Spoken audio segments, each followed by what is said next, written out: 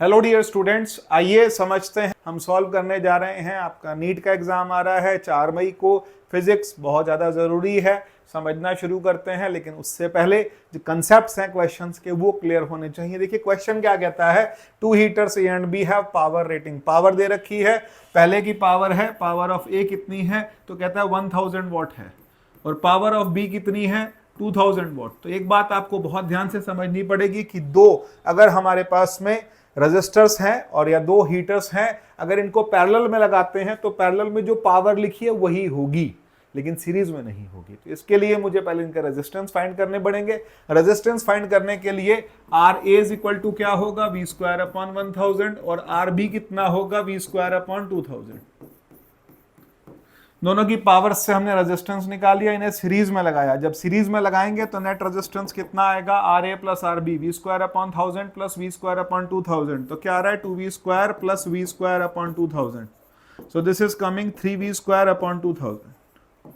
और जब आपने पैरेलल में लगाया तब पावर तब रेजिस्टेंस तो आपने निकाल लिया। अब यहाँ पर पावर कितनी आएगी, तो कहता है power is equal to V square upon R. तो वी स्क्वायर अपॉन आर की जगह जब मैं डिवाइड करूंगा 3v स्क्वायर अपॉन 2000, तो ये कटेगा तो 2000 अपॉन 3 आ रहा है। ये पहला केस मिल गया। दूसरे केस में पावर कैसे आएगी, कहता है जो लिखी है बस वही आएगी। तो P2 कितनी आ गई, 1000 प्लस 2000, दैट इज कमिंग 3000। तो रेशियो क्या होगा, P1 इज टू P2 का रेशियो कैसे निकालेंगे, तो P1 की वैल्यू आ रही है मेरे पास 2000 अपॉन 3 इज टू P2 कितना है 3000, और जब मैं रेशियो निकालने लगूंगा तो it's coming 2:9। Answer is coming 2:9। That is the second option. Let's go to the next question. A small telescope has objective of focal length 140 centimeter and eyepiece of focal length 5 centimeter. The magnifying power of the telescope for viewing the distant object. तो भाई distant object के लिए telescope के लिए जो magnifying power होती है वो होती है -FO अपॉन FE।